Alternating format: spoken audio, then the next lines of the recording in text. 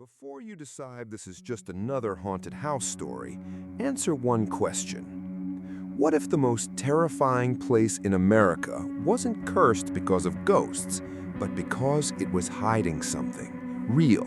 Something so old that every person who tried to uncover the truth either disappeared, lost their sanity, or refused to speak about what they had seen. This story begins with a house that officially doesn't exist on any tourist map anymore. Its address was erased, its history was rewritten, and the people who survived it still wake up at exactly 3:17 every morning. Whether you believe in the supernatural or not won't matter by the time this story ends, because every detail you're about to hear is inspired by documented locations, forgotten records, and strange events that continue to puzzle historians. The house stood alone on a wooded hill outside the small town of Ashwood, Virginia. Thick oak trees surrounded it so completely that even during the brightest afternoons, sunlight barely touched its weathered walls. Local children called it Black Briar House, although no official document ever used that name. Nobody remembered exactly when it had been built. Some believed it dated back to the late 1600s. Others claimed it was already standing before the first permanent settlers arrived. Old maps showed empty land where the mansion should have been, while newer maps suddenly included the building without any record of construction. Historians dismissed the inconsistencies as clerical mistakes. The locals never accepted that explanation. Generation after generation repeated the same warning: never stay inside Black Briar House after sunset. In October 2018, 34-year-old architectural historian Daniel Mercer drove to Ashwood looking for forgotten colonial buildings.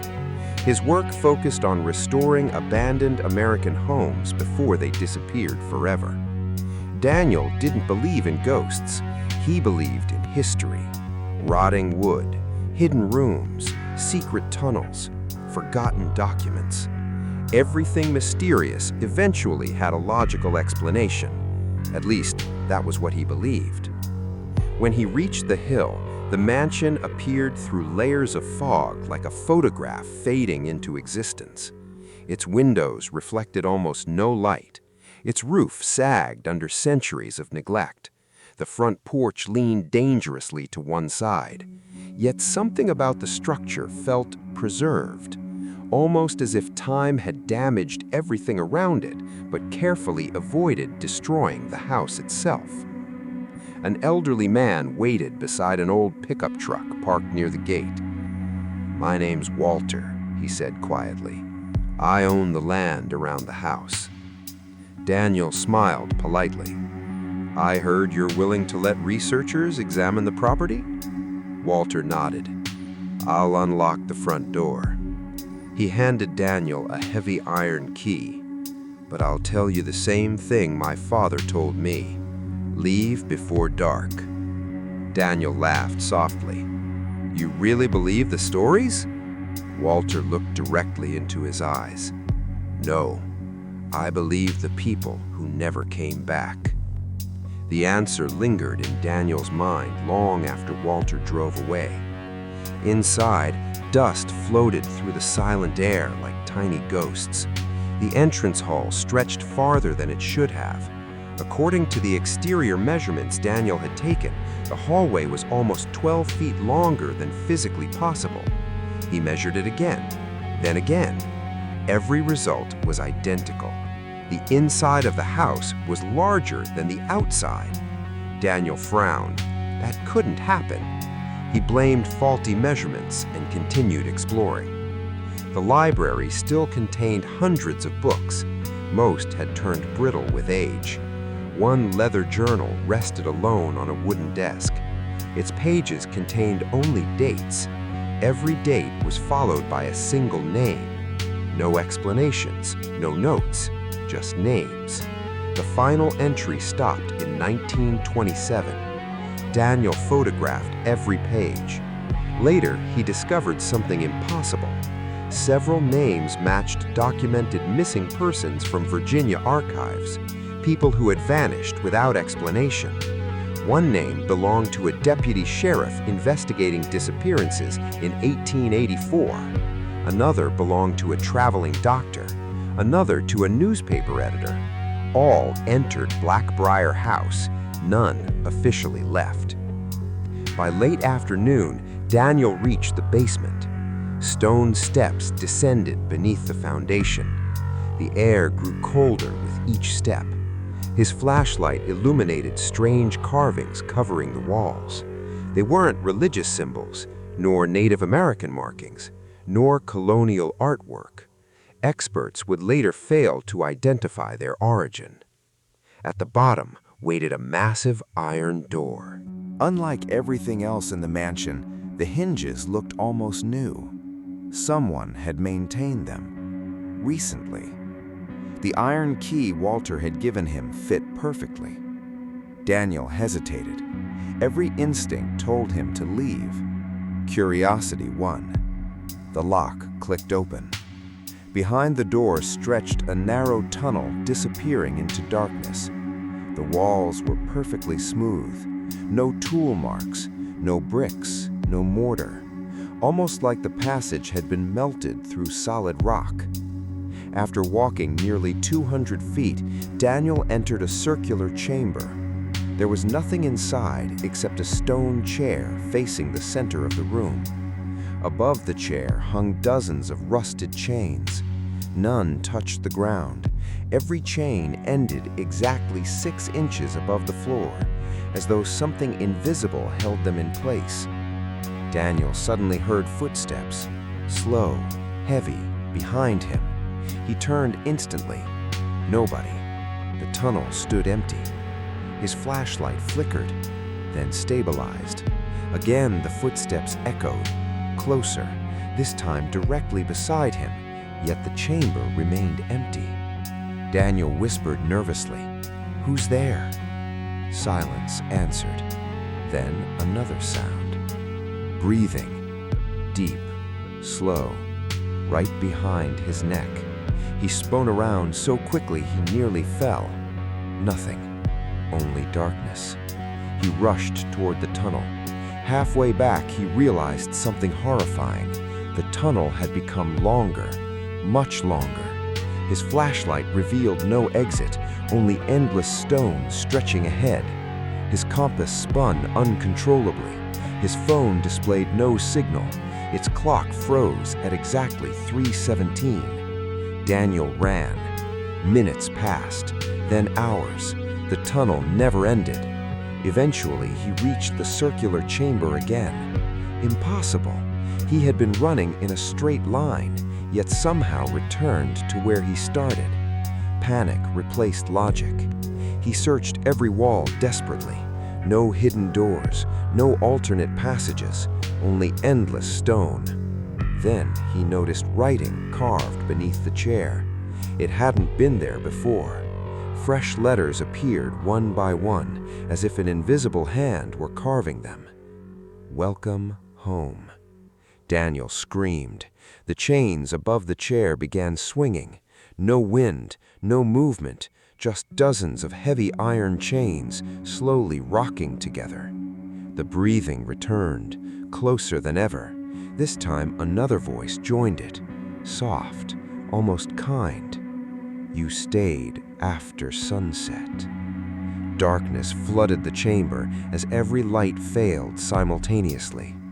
Daniel remembered nothing after that moment.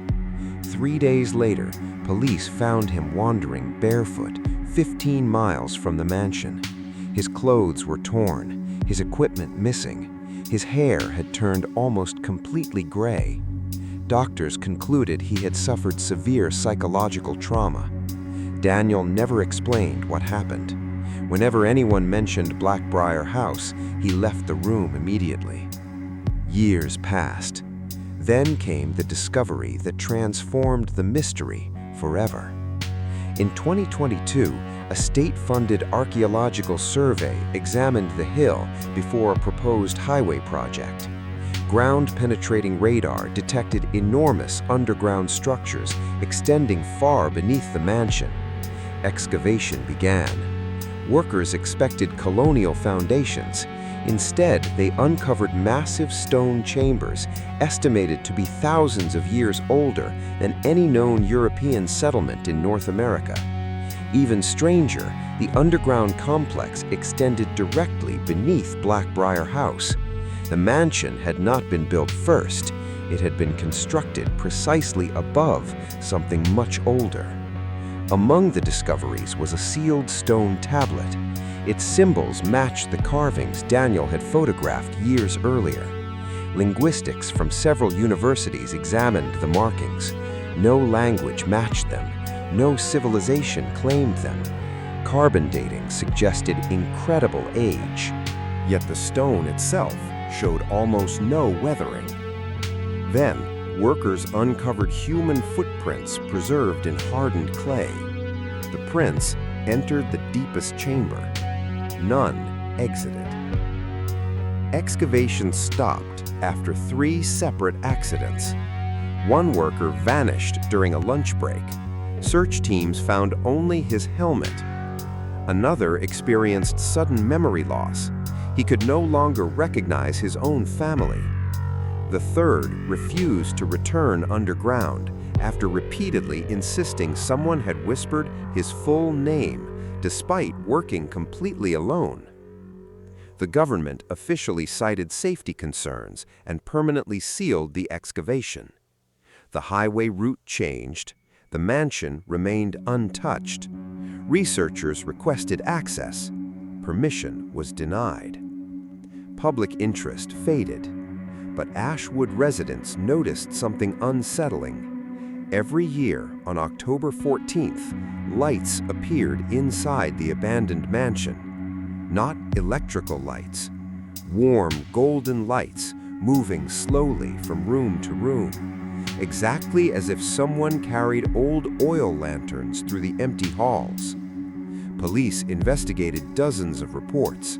Every time they entered the house, it stood completely abandoned. No footprints, no signs of trespassing, nothing. One retired sheriff later admitted something during an interview. "I stopped investigating after I saw people standing in the upstairs windows. By the time we forced the front door open, there was nobody inside." Historians eventually uncovered one final document hidden inside county records. It was an unfinished letter written in 1819 by Reverend Thomas Hale. The final paragraph read, "I now understand why the house cannot be destroyed. It is not protecting whatever lies beneath. Whatever lies beneath is protecting the house. I have heard them walking below the floors each night. They do not climb upward because they have no reason to. The house itself is their door. Should anyone ever succeed in opening it completely, I fear our understanding of history will end where theirs begins." The letter ended there. No signature, no closing sentence. Church records confirmed Reverend Hale disappeared the following morning. His body was never found. Today, Black Briar House still stands, hidden behind dense forest. Nature slowly consumes its walls. The porch continues collapsing. Windows remain broken. Yet every structural survey reaches the same baffling conclusion. The central foundation shows almost no deterioration despite centuries of exposure. Engineers cannot explain it. Tourists rarely find the location. Those who do usually leave quickly, not because they see ghosts, because almost everyone reports the same strange feeling, the overwhelming certainty that someone is quietly watching from inside, even when every room appears empty. Perhaps there is a scientific explanation waiting to be discovered. Perhaps history simply lost part of its own story. Or perhaps some places were never meant to be understood. America is filled with abandoned houses. Most are empty because people left. Some are empty because time won. And then there are places like Black Briar House, where the greatest mystery isn't why people disappeared. It's why the house still seems to be waiting for someone to return. So if you ever find an old mansion standing alone in the woods, with no birds singing nearby and no wind touching the trees, remember one simple rule: some doors are locked for a reason. And not every ancient house is trying to keep people out. Sometimes it's trying very hard to keep something in. For months after Daniel Mercer disappeared into the depths beneath Black Briar House, he refused every interview. Universities offered him research grants. Television networks promised millions for his story. Paranormal investigators begged him to reveal what he had seen. He rejected them all. He resigned from his position as an architectural historian, sold his home, changed his phone number, and moved to a quiet cabin in northern Maine. His neighbors described him as polite but distant. Every evening, just before sunset, Daniel locked every window, closed every curtain, and placed a heavy wooden chair against his front door. Nobody understood why, until one winter night. A blizzard had buried the town beneath nearly 2 feet of snow. The roads were empty, the power lines sagged under thick ice, and most residents stayed indoors. At exactly 3:17 a.m., Daniel awoke to a familiar sound. Slow, heavy footsteps. Not outside, inside. They echoed through the hallway exactly the way they had echoed beneath Black Briar House 4 years earlier. Daniel didn't panic. Instead, he quietly reached under his bed and removed a small leather journal. Every page contained dates. Every date recorded the same event. They came again. Some weeks it happened once, sometimes 3 nights in a row. Always at 3:17, always the footsteps, always stopping outside his bedroom door, but never entering. He had learned one rule: never open the door. The footsteps stopped. Silence filled the cabin. Then came 3 slow knocks. Knock. Knock. Knock. Daniel closed his eyes. The voice followed, soft, almost comforting. You forgot something. His entire body froze. It was the exact sentence he'd heard inside the underground chamber before everything went dark. Daniel whispered to himself, "You aren't real." The voice answered immediately, "You know that's not true." Morning finally arrived. The snow around Daniel's cabin remained perfectly untouched. No footprints, no broken branches, nothing. Yet inside the hallway, muddy footprints stretched from the front door to his bedroom. Only one direction. Nothing led back. Daniel packed everything he owned that afternoon. He knew the truth now. Whatever existed beneath Black Briar House had never allowed him to leave. It had simply followed him. Meanwhile, hundreds of miles away in Virginia, an investigative journalist named Rebecca Collins became fascinated by the abandoned mansion after discovering Daniel's forgotten research notes inside a university archive. Unlike ghost hunters chasing internet fame, Rebecca specialized in historical mysteries. She ignored paranormal theories. Facts interested her. Records, photographs, official documents. The deeper she searched, the stranger the timeline became. Every owner of the property had something in common. None had lived there longer than 12 years. Every family either vanished, died unexpectedly, or abandoned the mansion overnight. Yet ownership records stretched back nearly 3 centuries. Even stranger, taxes on the property had been paid every single year, without interruption.